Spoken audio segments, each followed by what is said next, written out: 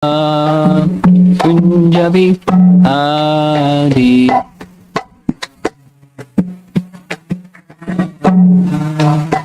Punjabi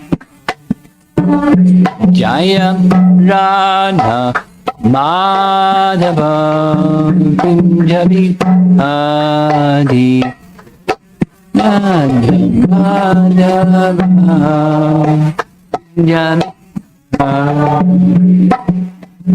Gopi Jana Bala Girivara Dadi Gopi Jana Bala Girivara Gopi Jana Bala Girivara Dadi Gopi Jana Bala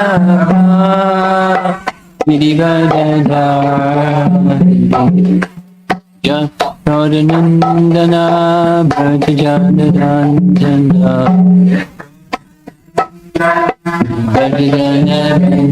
Jasodanandana Brajajanandana Jamanatira Vanam Jadi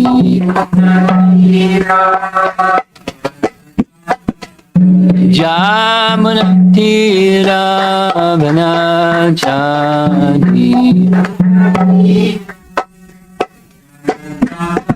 Jaya Radha Madhava Punjabi Adi Jaya Radha Madhava Punjabi Jaya Radha Madhava Punjabi Adi Jaya Radha Madhava Punjabi Jaya Paramahamsa Harivijagataraja Aste Parati Divine Grace A.C. Bhaktivedanta Swami Srila Prabhupada Ki Gaura Premanandi.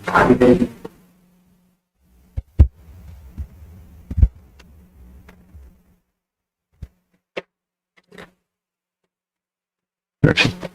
Thank you. And you can see the screen here, yes? Yes? Very good. You can see the screen? Okay. Okay. Continuing with the theme of personalities from Ramayana and a little background.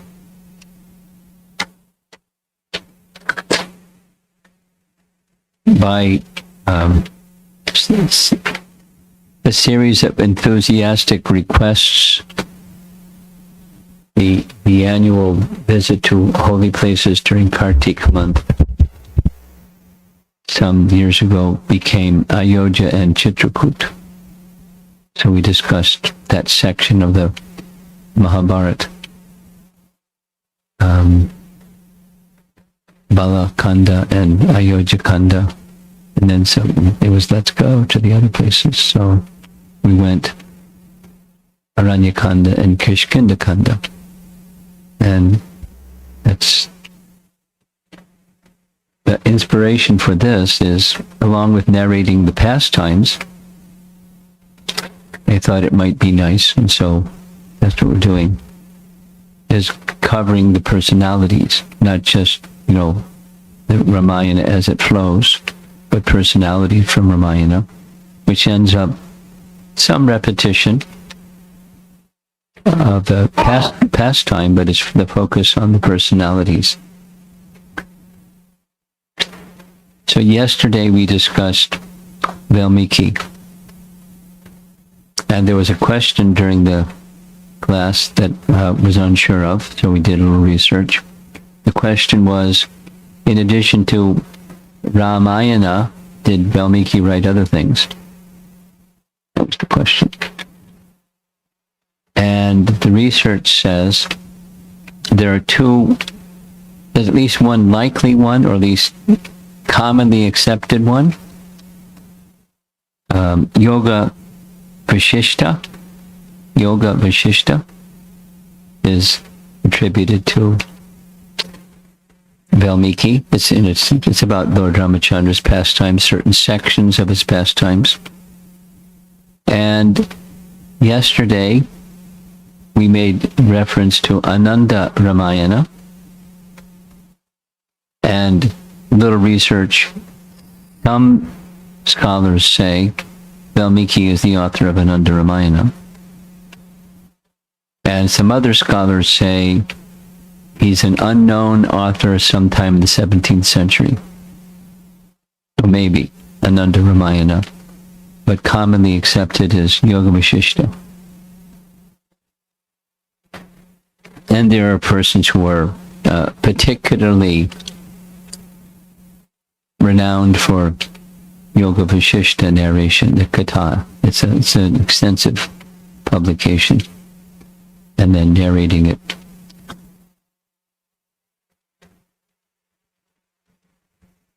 I mentioned at the beginning, and I hope you received, if you didn't receive, you'll receive it, a document that gives a list of various other Ramayanas besides Valmiki Ramayana. Did anyone not receive that?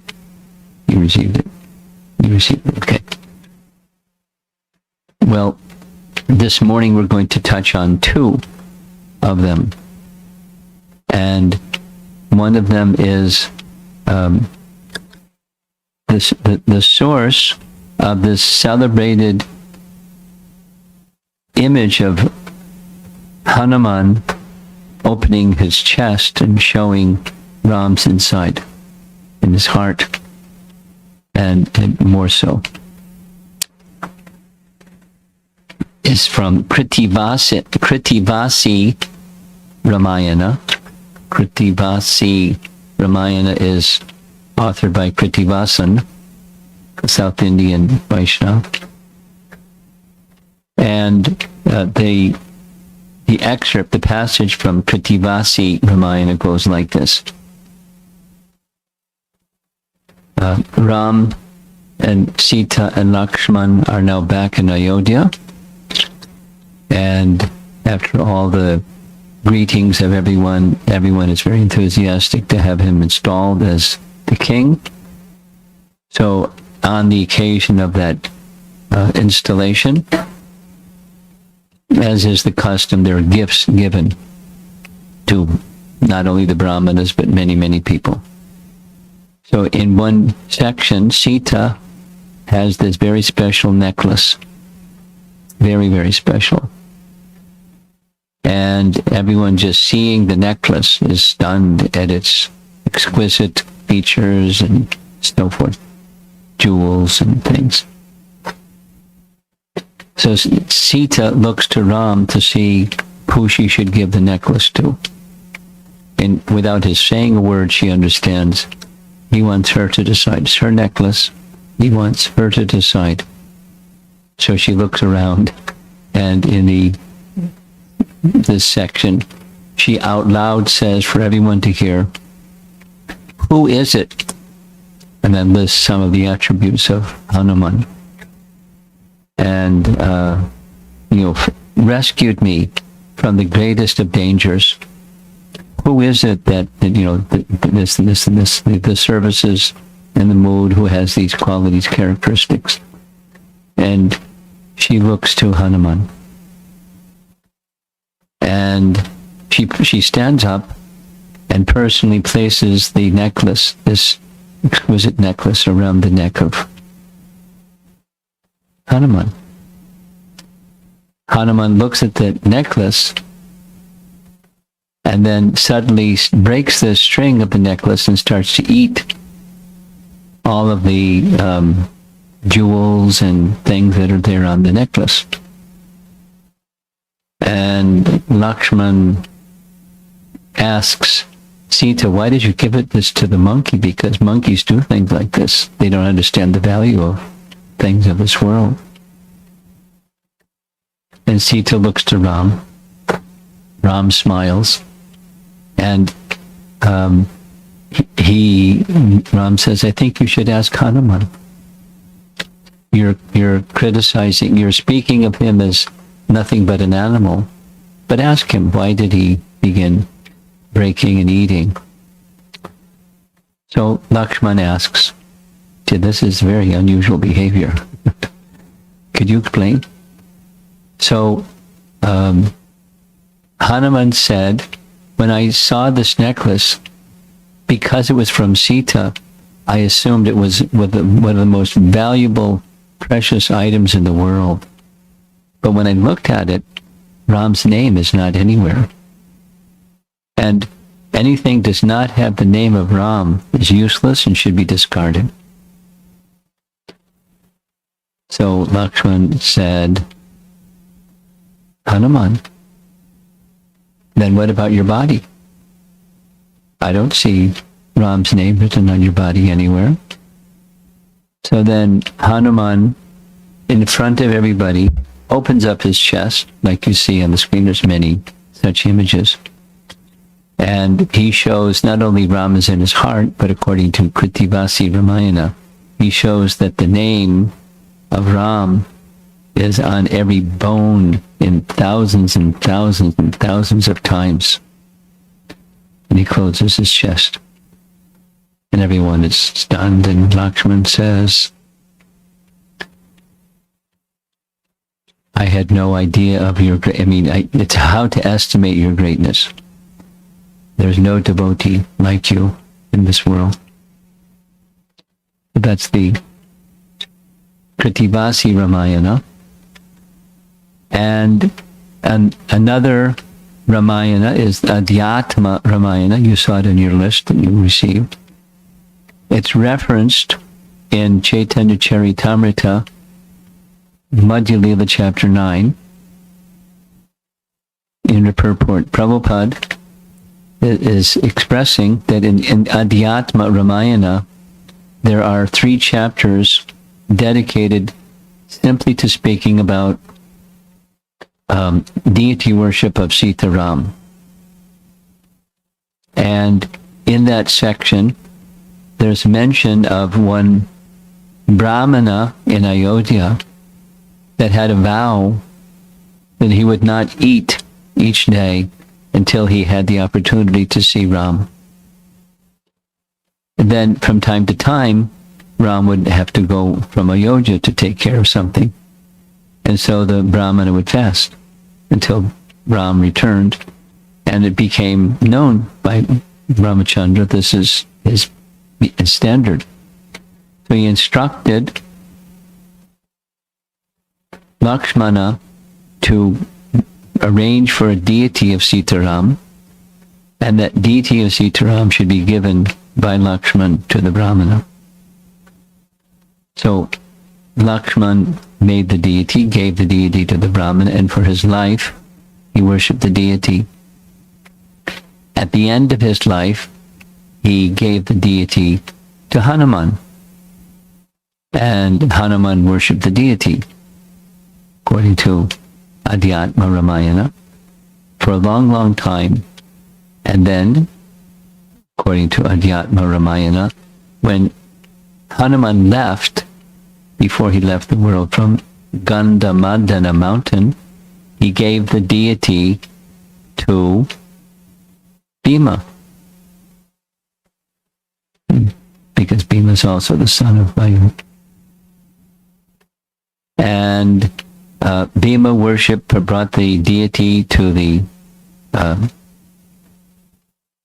palace, special place for worship of the deity of Ram and Sita, and it was passed on through generation and generation through the Pandava dynasty until the last in that line, Kshema Kanta. Kshema Kanta then gave the deity to the kings of Orissa, and 2 weeks before the departure from this world of Madhvacharya, he was given the deities, Sitaram. And to this day, Prabhupada writes in this purport, the deities are being worshipped in Udupi. going back to the Ikshvaku dynasty time of Lord Ram. So Hanuman was directly involved in this. That's why I'm bringing it up. Nice image of Hanuman there up on the wall. So a little background on the appearance of Hanuman. Let's go to Balakanda of Ramayana. When the yajna was being performed by Rishi Shringha, while the yajna was going on, the demigods assembled in the sky, appealing for Lord Vishnu to appear. And Lord Vishnu agreed to appear. And he instructed the demigods, as he did with Krishna's appearance, that they should take birth on earth to assist him. That message was conveyed by Brahma to the demigods. And specifically, I'm going to read a little section from Ramayana, where it describes what Brahma's instructions were. Now, essentially, it was there was a boon given by Brahma that Ravan could be killed by demigods. So the instruction was for them to appear as children or offspring in descendants amongst the Vanaras, etc.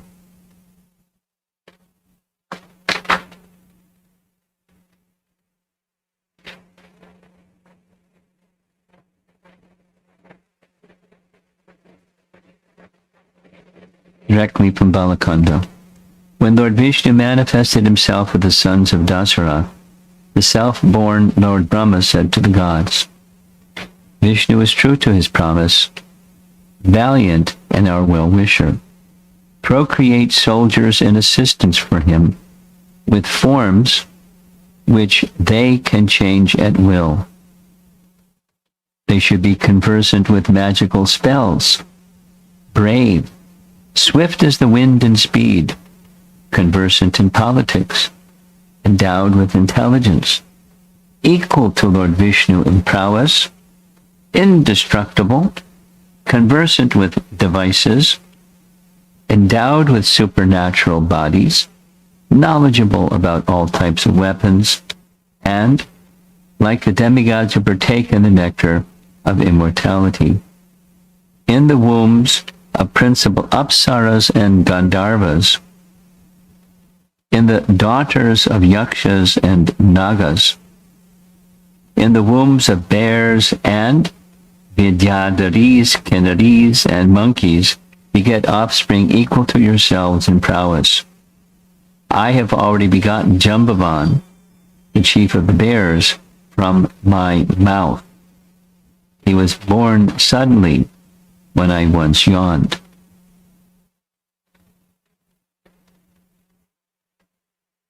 That's from the way the beginning of creation. When he yawned, the Vedas also manifest.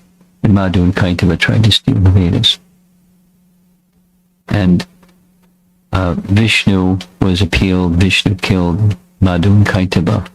And Jambavan was the witness, and he was cheering. Yay! Well, Jambavan's a Chiranjiva. He lives a long time. Having been thus instructed by Brahma, they accepted his command and begot sons in the forms of monkeys. Indra begot Bali. The sun begot Sugriva. Brahaspati begot the great monkey named Tara, etc., etc. The two Ashvinis, endowed with the wealth of physical beauty, personally begot Minda and Dvidvida. Varuna begot the monkey named Sushena. The mighty Parjanya begot Sharabha. From the wind god,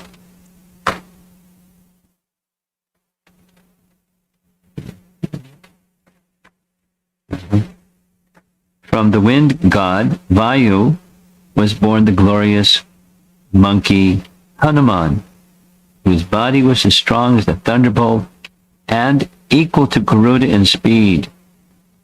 He is the most intelligent and strong of all the various monkeys. I'll read some more, it's nice. The bears, monkeys, and langurs took birth quickly. Each displayed a form, appearance, and prowess like that of the demigod who begot him. They could assume any form at will and were endowed with strength. They could wander wherever they wished. They were like lions and tigers in pride and strength. They could all use boulders as projectiles and mountains as weapons. They had claws and teeth as weapons and were skilled in the use of various arms. They could shake great mountains and split standing trees. By their swift movement, they could agitate the ocean, who is the Lord of rivers. They could enter into the sky and even catch a cloud. They could even capture mad elephants wandering in the jungle. By their yells, they could cause screeching birds to fall. 1,000,000 such great-souled monkeys who could assume any form and lead the monkey troops were born. All the monkey generals rallied around two brothers, Sugriva, the son of the sun god, and Bali, the son of Indra. Others followed Nala, Nila, and Hanuman.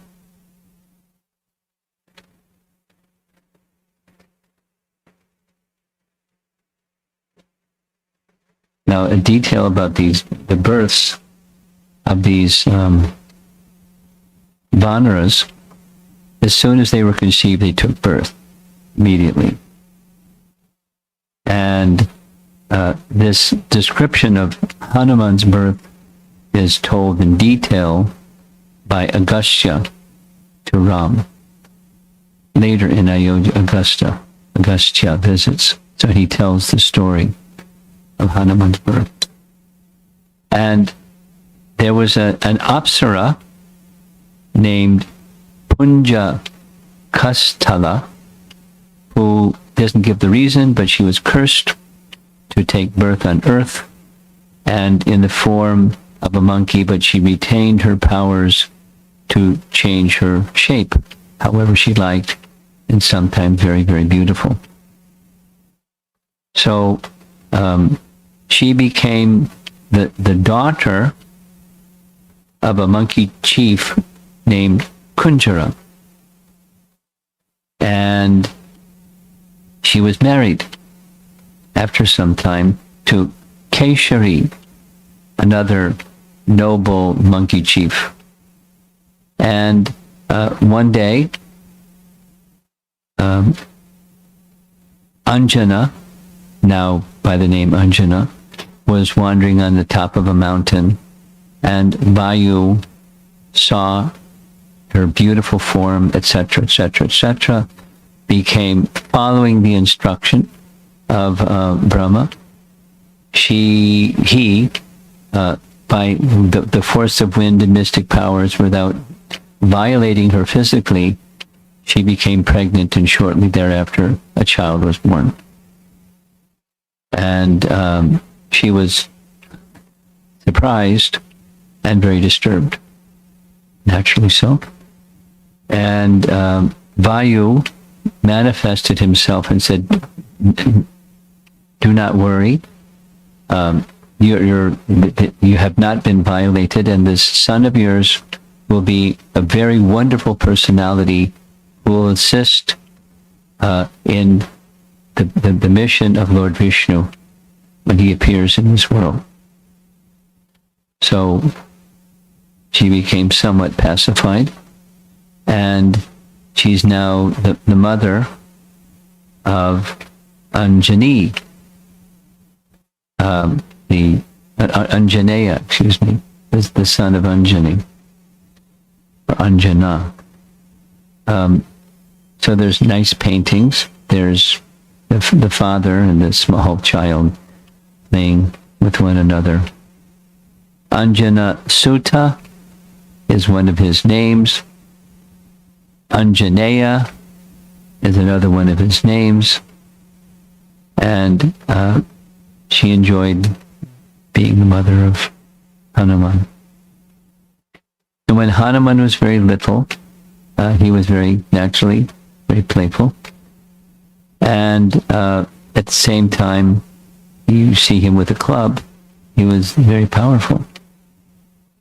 And one time she went to gather some edibles for Hanuman, and he saw in the sky, there's different versions of how this happened from different Ramayanas, but he wanted a fruit, and he saw the sun in the sky because he had all these incredible powers. We know how it goes.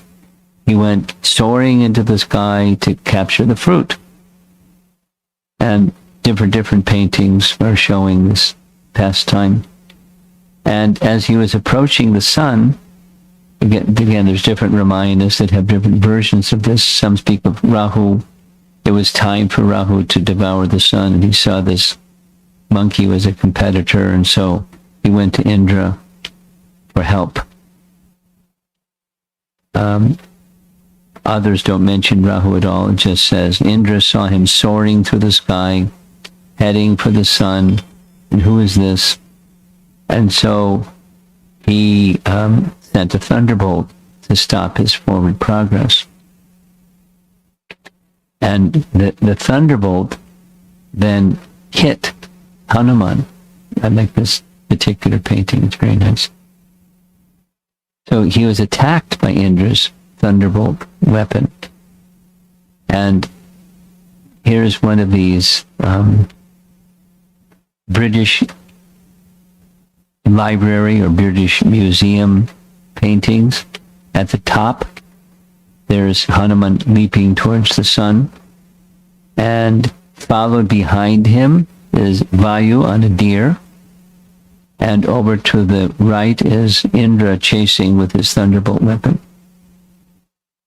And then in the center is where he fell onto a mountain.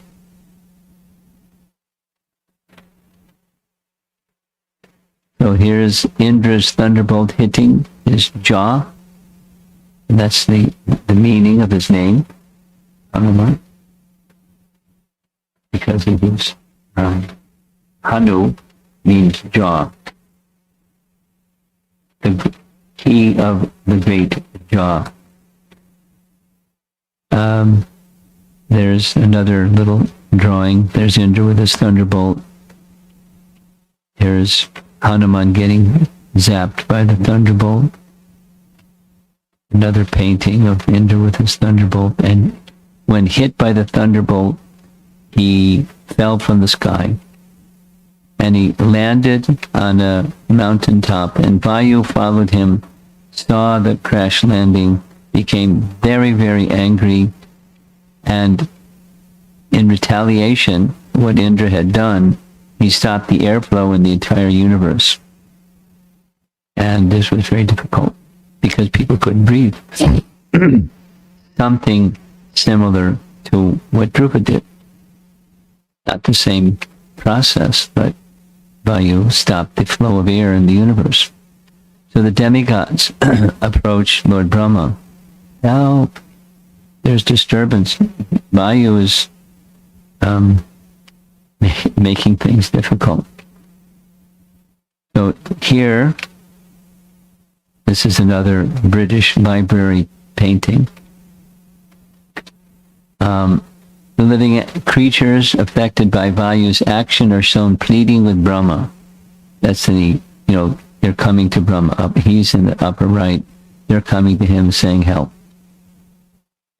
In the lower portion, Brahma touches Hanuman to restore him to life.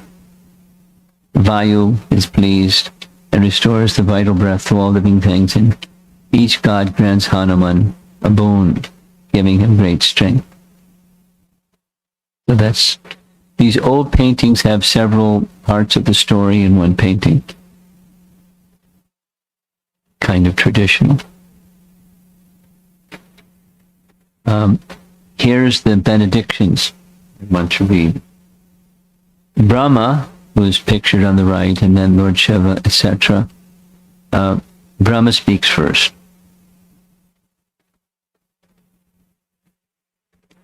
Brahma granted him a boon that he would be invincible to all weapons in war. O gods, as I tell you about this Vanara, he will accomplish your purpose on earth and become famous as a servant of Vishnu. You should all grant him boons. In the painting, that's Indra who threw the thunderbolt. Indra took off his garland and placed it around Hanuman's neck. From this day he shall be invulnerable to my thunderbolt. And then he gave him at this time the name Hanuman.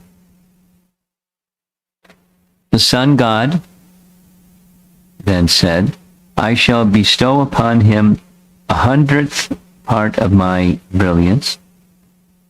Also, when he begins to study the scriptures, I shall enable him to quickly learn all aspects of knowledge. In Valmiki Ramayana, it doesn't say how it happened. But we come to know that the sun god gave spiritual or scriptural instructions. He trained him in the scriptures. That we know is from the time when, at the beginning of Sundarakanda, when he's getting ready to jump from Mahendra mountain to Lanka. He looks to the east and offers obeisances to his spiritual master, Hanuman, to sun god, from his scriptural training. But it's it's nice. He'll learn and understand everything. None shall exceed him in scriptural understanding. He will become exceedingly eloquent. Yamaraj granted him invulnerability to his rod, freedom from ailment, and the boon of never losing heart in battle. Kuvera also blessed him that he would remain unwearied in battle. He's getting really like some good stuff here. Shiva, he shall be immune to my weapons and from death at my hand. Vishvakarma benedicted, this Vanara shall be invulnerable to all celestial weapons forged by me, and he shall be long-lived. Brahma, circling back to him, this becomes important in the next part of his Hanuman's life. Your son, Vayu, shall be invincible in battle. He will prove the terror of his foes and the shelter of his friends. The jewel among monkeys shall be able to change form at his will and go wherever he pleases at any speed he likes. Then no Brahmana's curse will be able to kill him, and he will be immune to all chastisements on the part of the Brahmanas. That's important. His movement shall be unimpeded, and he will become glorious. In war, he will accomplish tremendous feats, which make one's hair stand on end, thus causing the destruction of Ravana and the pleasure of Ram.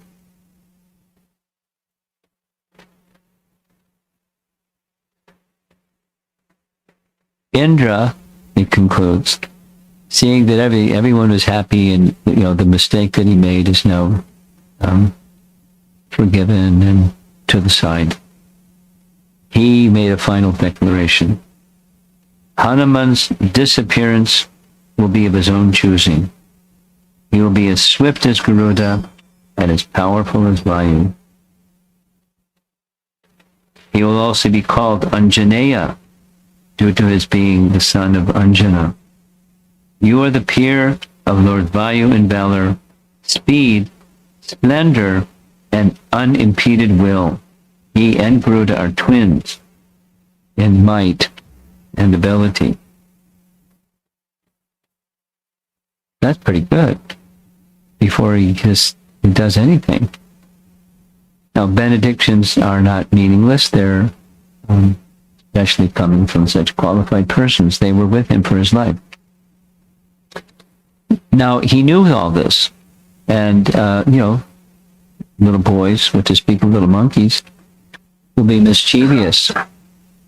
And when the brahmanas were preparing for their yajnas and so forth, he'd come and take their paraphernalia, sometimes pull their beards, sometimes do bad things, make lots of disturbances.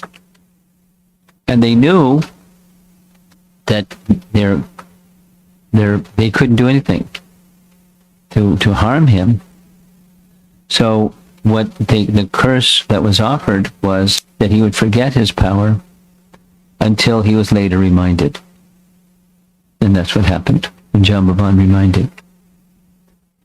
And we don't hear, this is in the very beginning, we don't hear about Hanuman until much later. Much later is in Kishkinda, where Ram and Lakshman have been sent to search out Sugriva and make an alliance with Sugriva. And they find out where, you see in the upper right of the painting, that's where, on top of Rishimukh mountain, where Sugriva is hiding out with Hanuman and some counselors. And when Sugriva, up above on the right, saw them traveling with bow and arrow and mendicants' clothing, he became very suspicious. Maybe this is some trick, maybe it's Bali in disguise, and so forth. So he requested his chief minister Hanuman, who could change shapes at will, to go down the mountain and do some spy work. Find out what, are they friend or foe? Here's a nice painting. Here's Hanuman in the form of a Brahmana. And you see on the right side behind him, there's some Vanaras waiting to see what's the word going to be. And the commentators speak of Hanuman in a very special way, aside from his valor and so forth. Sri Vaishnava acharyas speak of him as a guru.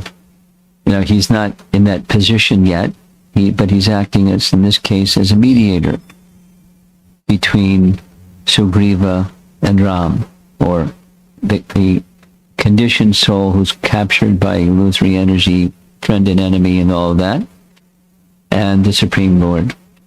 He is that mediator, which is a intermediary function of Guru. When Ram and Lakshman see him, they don't know who this is, they get their bows ready, and as soon as Hanuman sees them, he is convinced they're friend, they're nothing to be worried about. So he transforms himself back again into a monkey form and speaks. He doesn't wait to be spoken to. He starts to speak in very direct and highly refined language, revealing who he is. And then he asks, who are they? Ram and Lakshman. So Lakshman then narrates to Hanuman the reason why they're in the forest, the reason why they're in these garbs and with the weapons, and he repeats that they were advised to find Sugriva and make an alliance with Sugriva. Hearing this, Hanuman similarly discloses everything about Sugriva. How he was banished from his kingdom by Bali and chased here and there and everywhere, and as a result, he's taken shelter in the forest for fear of Bali. It's very, the commentary speaks specifically about Ram is observing all this. So far it's just Lakshman speaking, Hanuman speaking. Ram hasn't spoken anything. And he's examining the potential representative guru. So he speaks to Lakshman and describes the characteristics that he's observing. His demeanor, his impeccable speech, his exalted qualities, his facial features, everything about him is very special. He doesn't, he's speaking to Lakshman. He's not speaking directly to Hanuman, which is a little unusual, maybe. But, Hanuman, Lakshman, as Balaram is to Krishna, or as Lord Nityananda is to Lord Chaitanya, Lakshman is to Lord Ram. So it's in the territory of finding someone to be empowered to carry out his will to find Sita. And again, as the Sri Vaishnava Acharyas say, at the time that Sita had a desire other than Ram's desire, she's now acting like a conditioned soul. She wants the golden deer and has her reasons of why she wants. She's not thinking about Ram's happiness, she's thinking about her happiness. From that point, she has problems. And so, in addition to being the consort of the Supreme Lord, in the Leela, Sri Vaishnava Acharyas consistently comment that she's now taking on another role for Leela purposes, in the role of a conditioned soul. So Ram then requires, or is looking for, a representative of his, a guru, to bring the conditioned soul, a wayward soul, back. That's how they present things. So Ram is very pleased. And Hanuman is very submissive. And the exchange continues a little, but since he is there in the back on the left, that's Rishyamukha hill or mountain. And Hanuman, in addition to supplicating, remember this is the first time, they're eternal associates, but it's the first time they're meeting, so it's very, very special. Very, very special. It reminds me very much of when Lord Nityananda meets Lord Chaitanya for the first time. The personalities are different and the circumstances are different, but the mood is very wonderful. So how joyful is Hanuman. And he then comes his first direct service. Besides being the mediator, he offers the service of carrying Ram and Lakshman directly to Sugriva, not just like showing them where they are, but let's go, I'll carry you there. And he expands himself into a very large Hanuman form. Hanuman, assuming his original monkey form, carried them on his shoulders to Rishyamukha mountain. And it's a celebrated pastime, so there's many paintings of this service of Hanuman. A little more modern, like this one.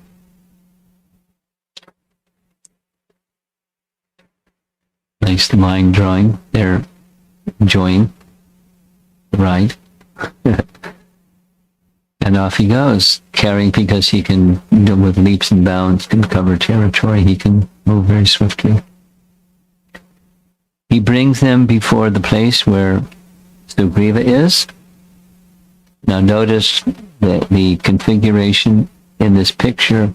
It's part of a more comprehensive picture. That's the two.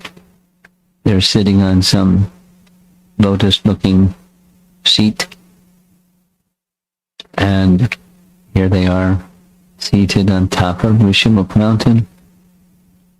Down at the bottom, apparently, is Ram meeting Hanuman, and so forth. And when he comes before Sugriva, that's Sugriva with the crown, they're introduced, and immediately, again, the Acharya commenting, he's playing already the role of an Acharya, that is, establishing a relationship between the Supreme Lord and Sugriva, or the forgetful living entity caught up in dualities of the material world. And the suggestion is not only that they shake hands, as our modern custom, but that they take vows of friendship before a sacrificial fire. So that's what's done. Now there's Jambavan on the far right side, and other Vanaras. And Hanuman is in the foreground watching, very happy. On the ground next to Hanuman, between Hanuman and the fire, there's the ornaments, but once it's understood that Sita was kidnapped, they recall seeing Sita passing overhead and tossing down in a cloth the ornaments. And Sugriva had the ornaments put in a safe place in a cave. So here's a monkey handing the cloth that had the ornaments of Sita inside.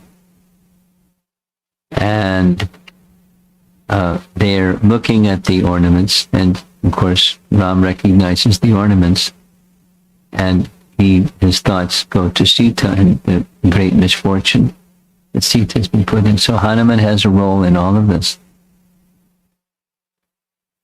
Then, just to move the story along, Sugriva's pictured here wearing the crown, right? And Jambavan is over on the right in his bear form. So Sugriva trusts the word of Ram, but he's wondering, how powerful is he? Can he accomplish? So Ram asks about his power, and he gives descriptions, which we'll cover later. The interaction with the buffalo, Mayavi, and so forth. So he wants to see the prowess of Ram. So he shows the carcass of the buffalo. Ram, with his toe, flicks it several miles in the air. Bali's so strong, when he had flesh on his body, he threw it a long distance. So what else? So Ram, Bali points out these 7 tall, thick sal trees, and wants to see if he can pierce one of them. Ram pierces not only one of them, but all 7. And the arrow goes then into the earth, down to the bottom regions, and comes back into his quiver. So Sugriva was convinced he can handle Bali. So a decision is made that Bali should go, Sugriva should go request battle with Bali. Ram, hiding behind those trees, would then fire an arrow and kill Bali. Now this shows the second time, because there's Sugriva wearing a garland, but the first time Ram didn't fire an arrow, at least ostensibly, because he couldn't tell the difference between the two Vanaras. They look so much alike. They have different kind of pants on, or shorts, but he couldn't tell who's who. And Sugriva was getting smashed or trounced by Bali. There's Ram behind a tree, Lakshman with him behind a tree. Looks like Hanuman's with them also. And after he got severely beaten, he ran for his life. He entered the area where Bali wouldn't go because of the curse of Sage Matunga. You know the story. We'll cover it later. So Sugriva said, why did you make this promise and let me go if you didn't have the intention? I could have been killed. There's this nice explanation that Ram says, I couldn't tell the difference, but he's omniscient. So how could he not tell the difference? So I'll have Lakshman give you some distinguishing mark so I'll tell who's who. And the solution was a vine. Now, when two wrestlers are fighting, what's a vine going to do? It's going to get ripped off in the course of the fighting. But so the real purpose, the Acharyas explain, is when they first met, Sugriva made an arrangement for Ram to sit on some leaves from the tree, but he didn't make an arrangement for Lakshman. Hanuman, understanding what's appropriate, he did. But Sugriva had neglected Lakshman. And it's not okay to neglect Lakshman, because Lakshman is like Balaram to Krishna. And Balaram to Krishna is like the original spiritual master of the world. So is Lakshman. And you can't neglect Lakshman. So Ram wanted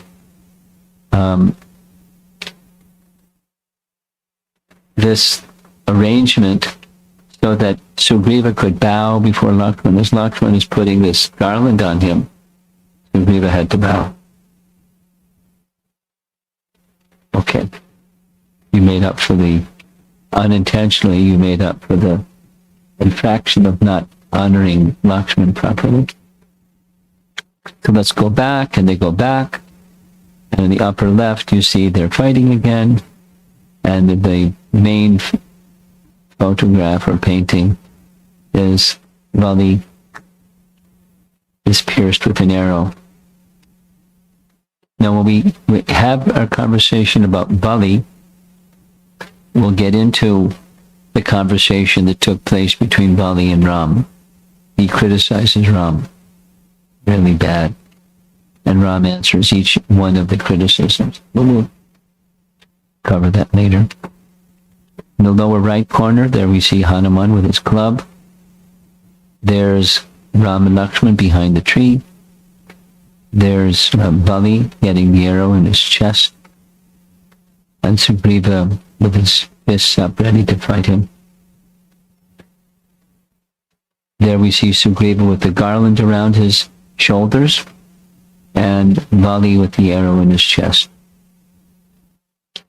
So they come forward, and they have their conversation. The queens come forward and say what they have to say about the whole situation. And eventually Sugriva is crowned as king. So Sugriva makes a pledge. As now he has his wife restored and the kingdom restored, he pledges that he will assist Ram in finding Sita, but after the 4 months of the rainy season. Ram accepts, and as is to be expected, in 4 months, Sugriva kind of forgot his pledge because he became very indulgent in sensual pleasures in the kingdom. This is a painting showing at the end of the 4 months of the rainy season, Ram speaks to Lakshman about the forgetfulness of Sugriva and asks Lakshman to go and remind him. There's Lakshman on the right side going to remind him. Meanwhile, Hanuman is playing another guru function. He approaches Sugriva, who has forgotten his promise, his pledge to Lord Ramachandra. And Hanuman very tactfully reminds Sugriva of what he's forgotten. In the bottom, that's Lakshman coming to reprimand Sugriva, and on the right side, that's Hanuman reminding Sugriva. So here's the important text. Hanuman plays the role of a spiritual master by reminding the conditioned soul that one shouldn't forget one's service to the Lord when there is little opulence. That means Sugriva now has the opulence of being king. All opulences are nothing but the mercy of the Lord. So what follows is Lakshman confronts Sugriva. Tara comes forward to pacify Lakshman. There's Sugriva exiting stage right, his crown on. And there's many things that are said, but we'll cover those many things when we speak about Lakshman, because this section is about Hanuman. And now Sugriva sends the Vanaras in different directions, orders them to go to find Sita. Now when that scene takes place, Sugriva has had Hanuman as his chief minister, and directly in front of Ram and everybody else, he glorifies Hanuman. You're the one who's going to make this mission of finding Sita successful. I have all confidence in you. And it's not just nice talk. He knows, and Ram, the commentary says, Ram has been studying him. And these statements by Sugriva just bring confirmation. So now he's ready, Ram is ready, to officially not call him guru, but give him some very special empowerment. That is in the form of his ring. And the ring is to be given to Sita when he finds Sita. So Sita will know he's not just a monkey or something, but he is a representative of Ram. Very significant, this gesture. It's not only for Sita's purpose, it's for the mission, it's the empowerment. Ram to Hanuman. So the event of giving his ring has many nice paintings and drawings. As you can see, the one on the left is a line drawing, the one on the right is pretty much the same, but it's color. So Hanuman accepts that empowerment, and he's ready to go. And we're going to carry on until we get to Sundarakanda, and Sundarakanda is going to be a separate day, because Hanuman's such an important person. Actually, I plan to have 3 classes on Hanuman. So, everyone goes in these different directions. We see 4 different directions, and off they go, carrying out the mission. They're to come back in 30 days.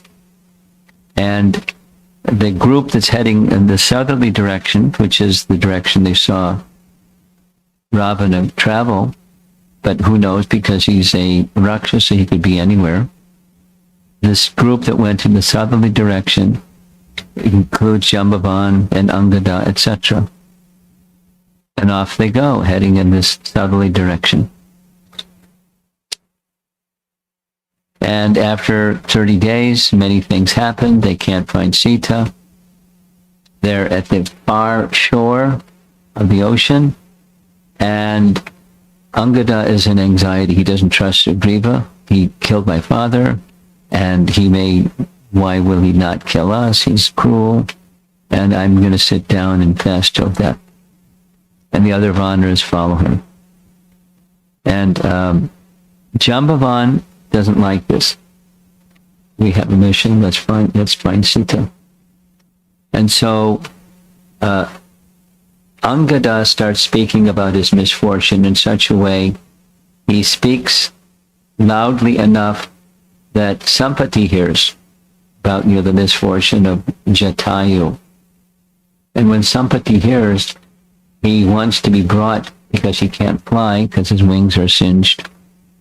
He comes forward and requests more news about his brother. And he tells his story. We'll hear another class about Jatayu and Sampati. They're seated in a dejected manner, but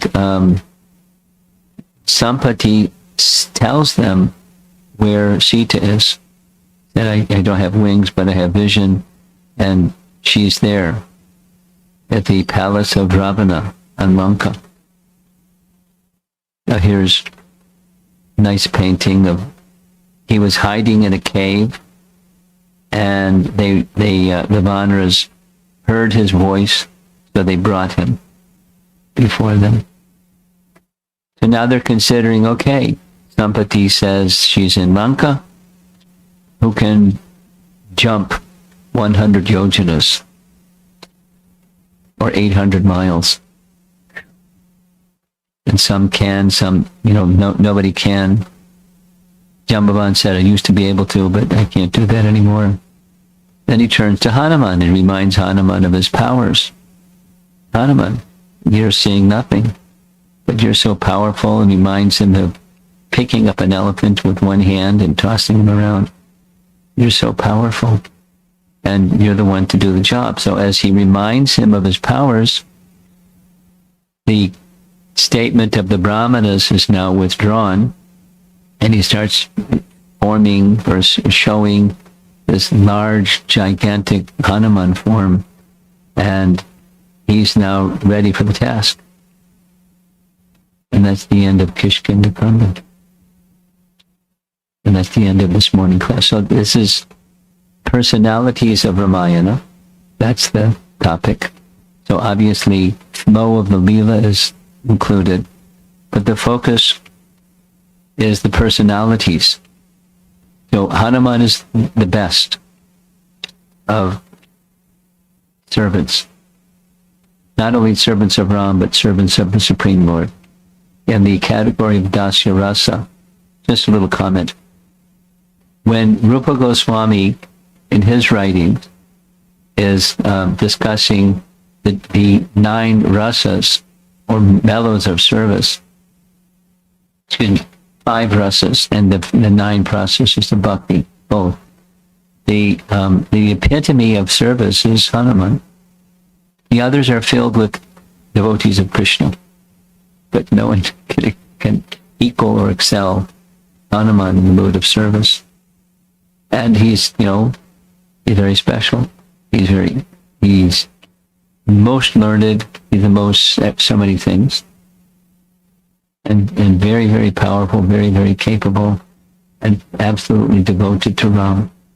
And so he's honored in Valmiki Ramayana in a very special way. One whole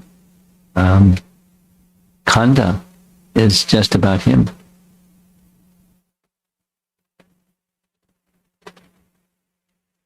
Okay. We've been going for 1 hour and 10 minutes. And you've been very patient. So let's see if there's some discussion on Hanuman and his personality, his service to Ram.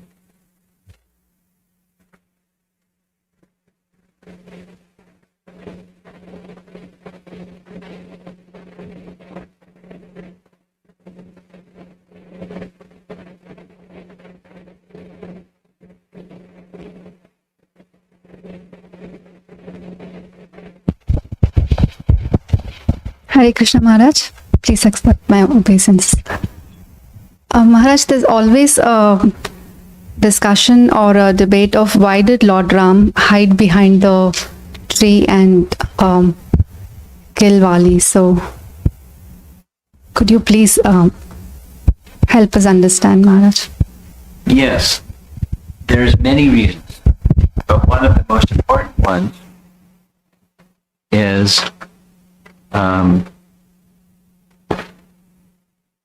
there was the necklace that Bali was wearing was a gift of Indra, right? And the necklace was anyone who he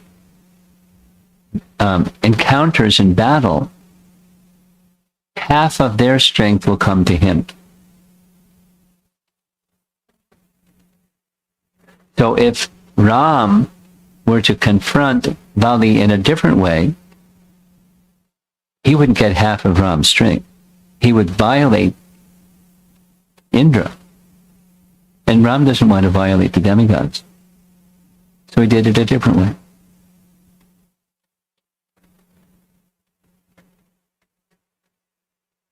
And the different way, then he discusses this, it'll be covered when he speaks to Bali. There's no violation of Dharma when one is hunting a monkey or one is hunting an animal.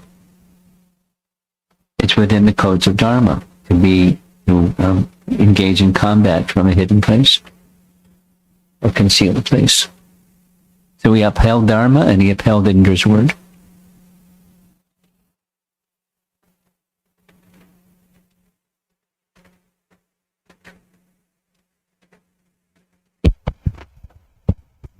Hare Krishna Maharaj, please accept my obeisance. Thank you so much for the class. My question is, in India, we usually see in temple of Hanumanji, we have orange color of Hanuman, and we have orange tilak also. So why that orange color is? There's a very cute story. It's funny. Okay. One time, the story goes, Hanuman asked, "What's that red that Sita wears?" And to not make it complicated, he said she likes it. So Hanuman heard that she likes it. So he went and got some and just smeared it all over his body. And everyone saw him like, Hanuman, what have you done? Well, Sita likes it. So it's a pastime that shows Hanuman covered. That, commonly it's not red, it's orange. That's the reason.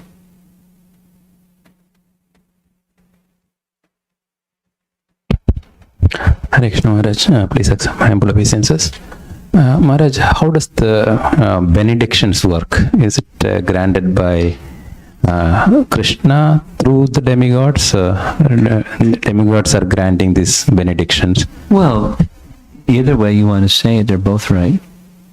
They get benedictions, but where do they get the strength to grant benedictions or to give anything? So they're acting as agents. It's not like Super Soul rings a little bell and says, you offered this one, and okay, now you offer that one. But it's, they're inspired, they're devotees, and they have powers, and they want to see Hanuman successful. So that's how it works. A question from online. In regards to the explanation that Wali didn't show the same regard to Lakshman when they first met, the rectification or correction seems a little indirect. Since Guru Aparadha is a pretty serious offense, why was not it addressed more directly? You have to ask Ram. He sometimes does things directly and sometimes does things subtly. And as long as the person gets it, that's good enough.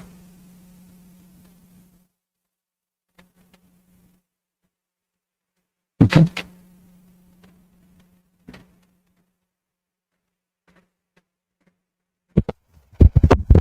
Hare Krishna Maharaj, thanks for gracing our house and also for the wonderful class. So in today's world, when there is not so much thirst on relationships, how do you be Hanuman to somebody or be a Lakshman to someone? yes, we all service Krishna, but in your relationships, how you could be Hanuman or Lakshman to someone? Because Well, very simply, you remind them of what they've forgotten. Their eternal relationship with the personality of God. Very simple. Say the same thing in a slightly different way. Your best friend is one who reminds you of Krishna. To be someone's best friend is to remind them of Krishna. That doesn't mean you don't do other things. You can't help them or be kind to them in some other ways. The holistic picture of self is there. But at the heart, in the essence, is reminding someone of what they've forgotten. The relationship with Krishna that they've forgotten. There's different ways to do that. Okay? Srila Prabhupada ki